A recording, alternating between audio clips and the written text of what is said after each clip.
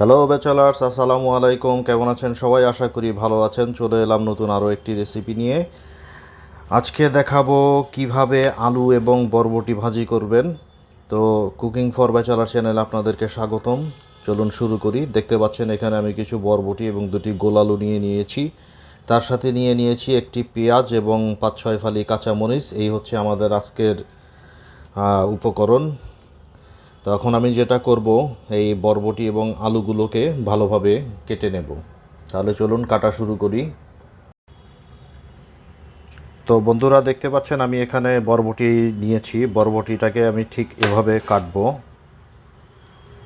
আমি দুটো কেটে দেখিয়ে দিচ্ছি। ঠিক এভাবে ছোট ছোট করে কেটে নিব।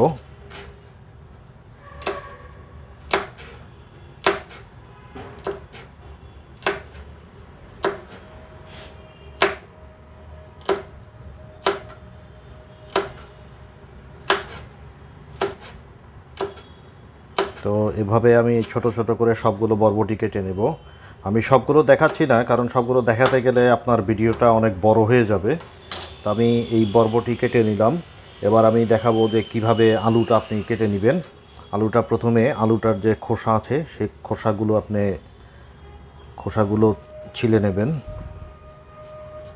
খোসাগুলো ছাড়ানোর পর আলুটাকে কুচি করে কাটতে হবে। আমি দেখিয়ে দিচ্ছি।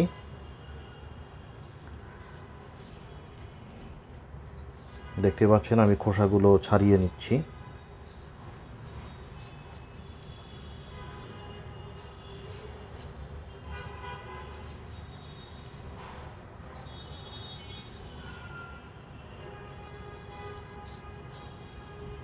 এই আমার খোসা ছাড়ানো শেষ হয়ে গেল। এবার যেটা করবেন, আলুটা ঠিক এভাবে মাঝখানে কেটে নেবেন। এভাবে একটা, এভাবে একটা, এই এভাবে কাটার পর এটাকে ঠিক এভাবে কুচি কুচি করে কেটে নেবেন।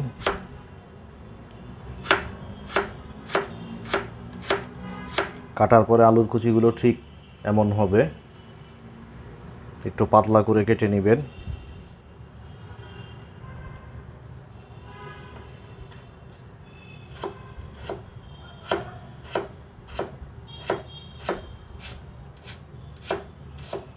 এই যে দেখতে পাচ্ছেন, এভাবে আমি বাকি আলুটাও কেটে নেব। বাকি আলু বরবটি যেগুলো আছে সেগুলো আমি কেটে নেব। তাহলে চলুন বাকিগুলোও কেটে ফেলি। তো বন্ধুরা, আমি আপনাদেরকে দেখিয়ে দিচ্ছি। এই যে আমি বলেছিলাম যে সবগুলো বরবটি এবং আলু কেটে নেই। এই হচ্ছে বরবটি এবং আলু, ঠিক এভাবে কেটে নেবেন। তো এই আমি কেটে নিলাম। এরপরে আমি আরও দেখিয়েছিলাম যে পেঁয়াজ এবং কাঁচামরিচ, এই হচ্ছে পেঁয়াজ এবং কাঁচামরিচের কুচি, ঠিক এভাবে করে নেবেন। এবার আসেন আমরা চুলাতে চলে যাই। আমরা চুলোটা ধরিয়ে দেই। চুলো ধরিয়ে দিলাম। চুলো ধরিয়ে আমরা কড়াইটা গরম হওয়া পর্যন্ত একটু অপেক্ষা করি। তো বন্ধুরা, আমার মনে হয় কড়াইটা গরম হয়ে এসছে। আমি এর ভিতরে তেল দিয়ে দিচ্ছি। আমি পরিমাণ মতো তেল দিয়ে দিলাম। এখন আমরা তেলটা গরম হওয়ার জন্য একটু অপেক্ষা করব।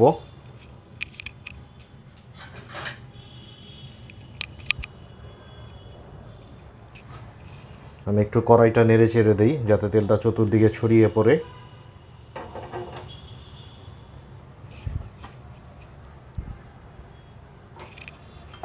তেলটা গরম হয়ে এলে আমরা এর ভিতরে সর্বপ্রথম পেঁয়াজ মরিচ দিয়ে দেব। পেঁয়াজ মরিচ দিয়ে পেঁয়াজ মরিচটাকে ভালো করে ভেজে নেব। ভেজে বাদামি হওয়া পর্যন্ত অপেক্ষা করব।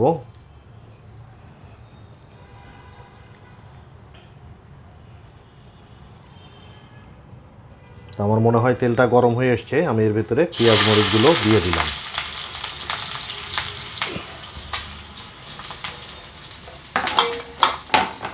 পেঁয়াজ মরিচ দেওয়ার পর এটাকে সুন্দরভাবে ভালোভাবে নেড়ে চেড়ে দিবেন।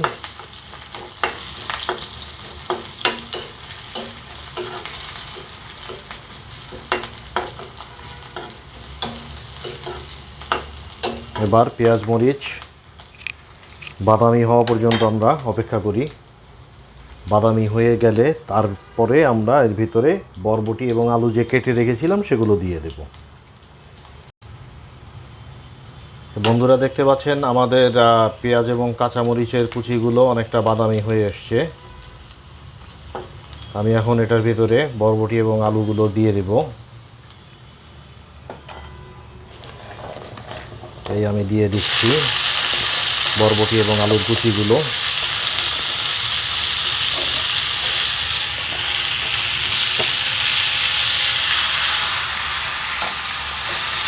দিয়ে এটাকে ভালোভাবে নেড়ে চেড়ে দেব।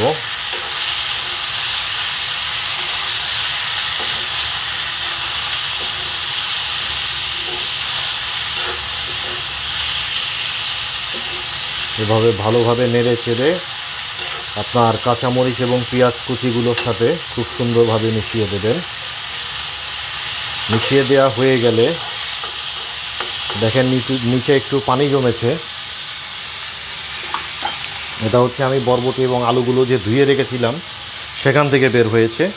তো যাই হোক, আমি এখন যেটা করব, এর মাঝে আমি হাফ টেবিল চা চামচ পরিমাণ হলুদের গুঁড়ি দিয়ে দেব। এই হচ্ছে হলুদের গুঁড়ি, আমি ঠিক মাঝখানে দিয়ে দিলাম। এর সাথে আমি দিয়ে দেব স্বাদ মতো লবণ।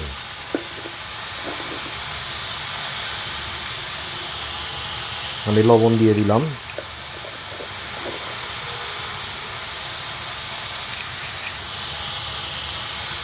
লবণ এবং হলুদ দেওয়ার পর এটাকে আমি সুন্দরভাবে নেড়ে চেড়ে মিক্স করে দেব।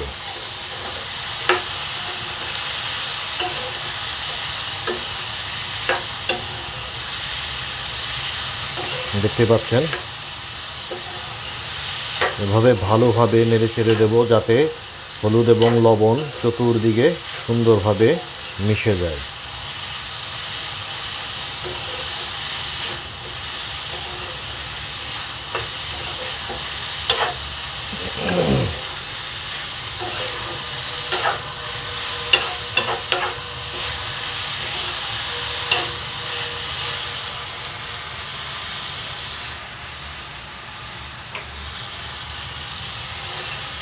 দেখতেই পাচ্ছেন সুন্দর একটা কালার চলে এসছে।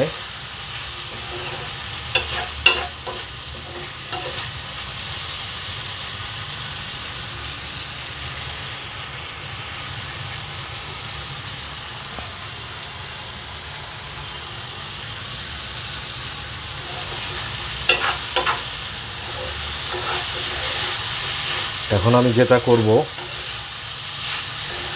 এটাকে আমি ঢেকে রাখবো। ঢেকে 10 মিনিট আমি অপেক্ষা করব। 10 মিনিট এটাকে ভালোভাবে রান্না করে নেব। তাহলে আমি ঢেকে দিলাম।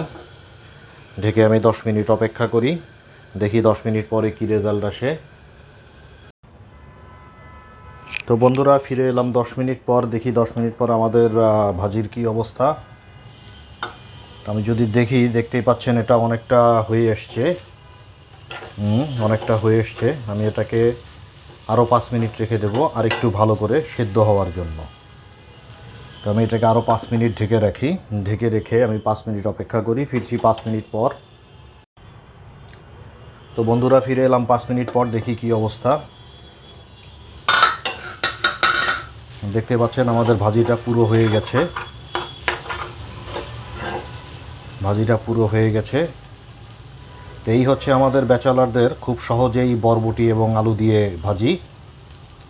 বাসায় অবশ্যই আপনারা ট্রাই করবেন, অনেক মজা জিনিসটা। আমার খুব প্রিয়, আমি প্রায়ই এটা করে থাকি। এই হচ্ছে আমাদের আজকের রেসিপি। তো চ্যানেলটা যারা এখনও নতুন চ্যানেলে, তারা অবশ্যই চ্যানেলটাকে সাবস্ক্রাইব করে নেবেন। যারা অলরেডি সাবস্ক্রাইব করেছেন তাদেরকে অনেক ধন্যবাদ।